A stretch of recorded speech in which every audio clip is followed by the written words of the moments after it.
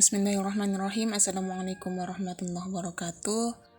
Perkenalkan, nama saya Hikmatun Alam Pajoa, NPM 2040102007 dengan program studi Manajemen Sumber Daya Perairan.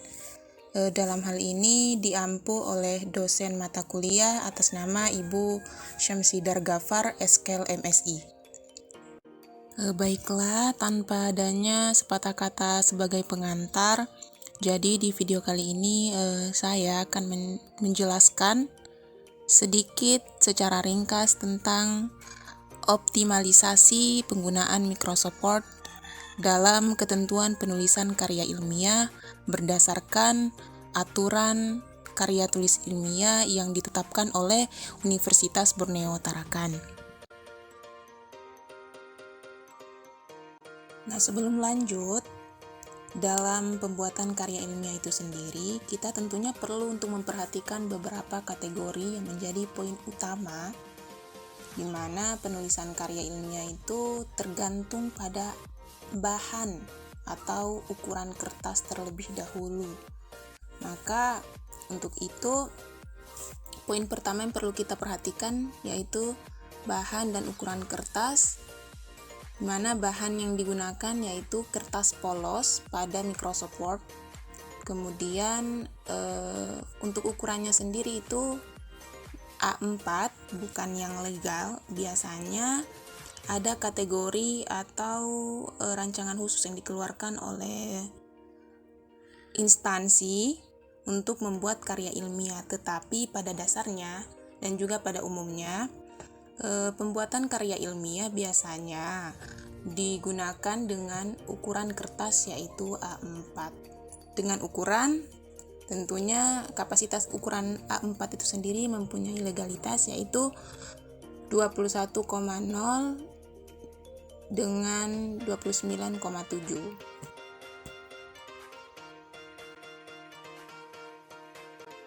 Selanjutnya, untuk ukuran pada margin perlu diketahui dan juga diperhatikan, di mana berdasarkan ketentuan KTI dari UBT yaitu 4333, di mana 4 merupakan bagian tepi kanan, 3 merupakan bagian atas, 3-nya merupakan bagian bawah, dan 3 terakhir merupakan bagian dari tepi kiri.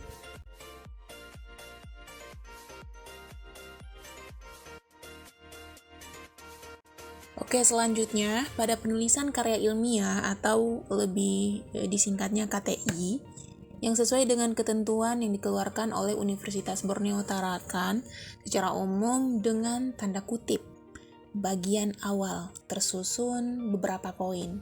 Nah, yang pertama ada lembar sampul, yang kedua ada halaman judul, yang ketiga ada pernyataan orisinalitas, keempat ada halaman pengesahan, kelima kata pengantar, keenam abstrak, ketujuh daftar isi, dan yang terakhir ada daftar gambar, daftar tabel, dan lainnya. Nah, lainnya ini sudah mencakup tentang lampiran-lampiran yang akan dicantumkan, seperti itu. Kemudian pada bagian utama juga perlu diperhatikan penulisannya, yaitu ada 2 poin. Yang pertama, di mana setiap bab dimulai dengan halaman baru.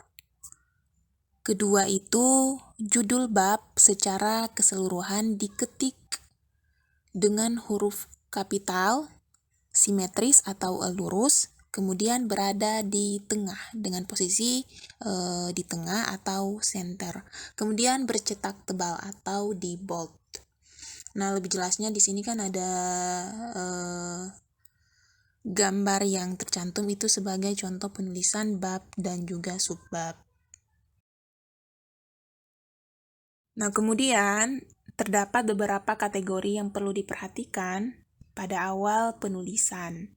Hal ini bertujuan memang untuk mengetahui ketentuan yang sudah ditetapkan oleh pihak universitas yang berkaitan dengan penulisan karya ilmiah dan juga merujuk pada aspek kerapian penulisan karya ilmiah itu sendiri.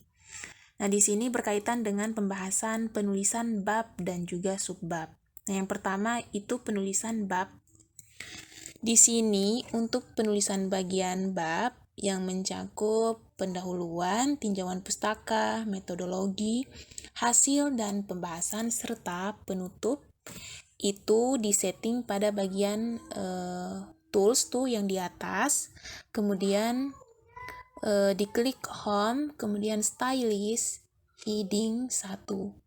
Nah, setelah diklik ketiga tools tersebut, kemudian kita perlu untuk mengklik modify, kemudian mengatur tulisan berdasarkan ketentuan penulisan KTI.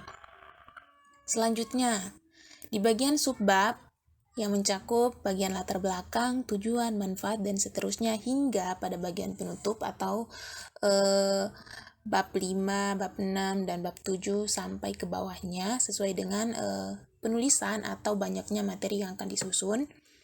Itu yang perlu diperhatikan sama seperti penulisan bab, yakni home, stylist, kemudian heading 2. Nah, kalau pada bagian penulisan bagian bab 1 itu menggunakan heading 1. Sedangkan pada bagian penulisan subbab itu menggunakan heading 2. Dengan langkah-langkah seperti pada penulisan bagian bab itu sendiri, seperti itu. Nah, selanjutnya masih berkaitan dengan pembahasan sebelumnya, yakni pembahasan penulisan bab dan juga subbab. Nah, di sini diuraikan kembali tentang poin-poin penting yang perlu kita perhatikan sebelum menulis karya ilmiah itu sendiri. Nah, di sini untuk penulisan bab yang perlu diperhatikan itu judul babnya diketik dengan huruf kapital, kemudian jenis hurufnya merupakan Times New Roman dengan ukuran 12. Selanjutnya hurufnya itu di bold atau dikasih tebal sesuai dengan kategori atau ketentuan format yang telah dibagikan. Nah, di sini memang untuk ketentuan-ketentuan penulisan ini sudah merujuk atau berdasarkan penulisan yang telah dikeluarkan oleh Universitas Borneo Tarakan. Untuk contohnya, lebih jelasnya sudah diberikan gambar dan juga penulisan sedikit. Nah, berkaitan dengan jarak atau spasi dari penulisan bab dan juga subbab itu biasanya ada baris yang sedikit dempet. Nah, disitulah diberikan spasi atau jarak sedikit.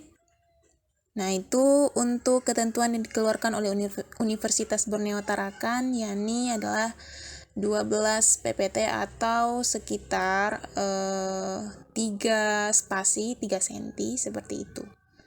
Nah, berkaitan dengan itu untuk penulisan subbab yang telah dikeluarkan juga sama seperti penulisan bab, tetapi di sini spasinya yang sedikit berbeda antara penulisan subbab dengan kalimat selanjutnya. Nah, untuk penulisan subbab di sini itu berjumlah 6 ppt atau sekitar 1,5 jaraknya, jadi bisa disesuaikan dengan melihat rujukan pada pedoman penulisan KTI, seperti itu. Nah, selanjutnya pada pembahasan di bagian akhir pada penulisan karya ilmiah. Ini terdiri dari 3 poin. Yang pertama itu daftar pustaka, kedua lampiran, dan ketiga adalah riwayat hidup. Ternyata ketiga poin ini juga memiliki ketentuan yang telah dikeluarkan penulisan atau ketentuannya sesuai dengan ketetapan dari Universitas Borneo Tarakan.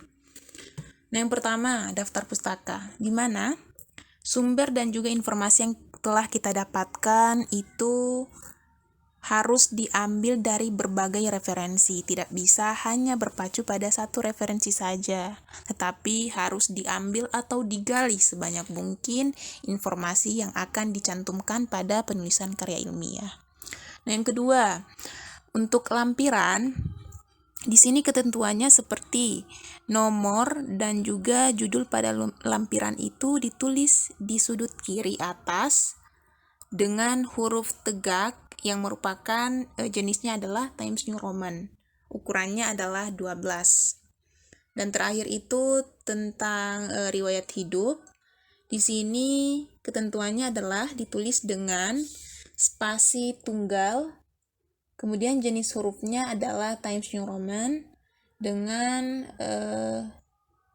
ukurannya adalah 12 sesuai dengan contoh penulisan KTI.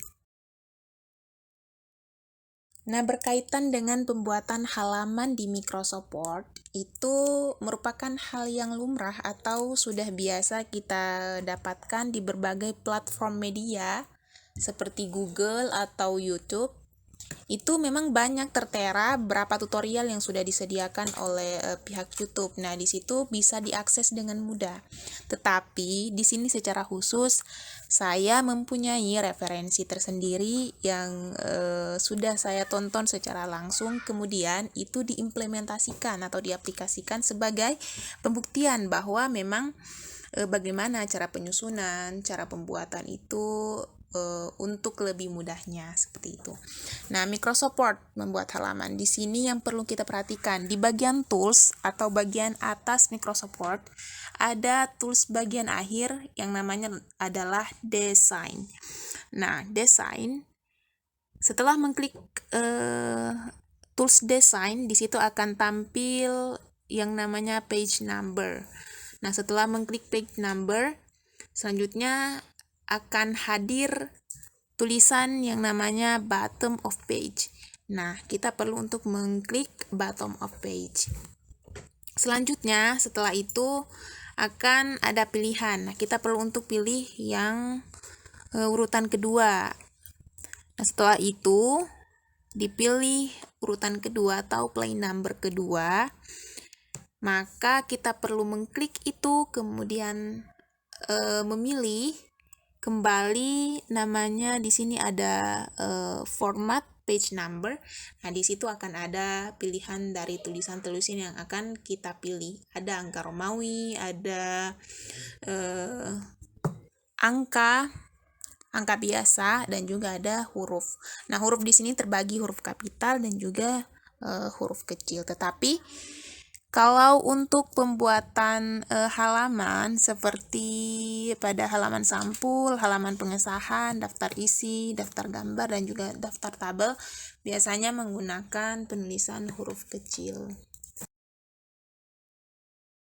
Oke, setelah kita membahas satu persatu poin-poin penting terkait penulisan karya tulis ilmiah yang sesuai dengan ketentuan dari Universitas Borneo Tarakan, tak lupa sebagai closing atau penutup dari saya, tentunya saya meminta maaf jika selama penyampaian saya ada yang keliru terkait sumber dan gaya bahasa yang tidak sesuai. Tetapi dari itu semua, tentunya saya mengucapkan terima kasih banyak atas perhatian dari rekan-rekan semua, dan sampai jumpa di video selanjutnya. Wassalamualaikum warahmatullahi wabarakatuh.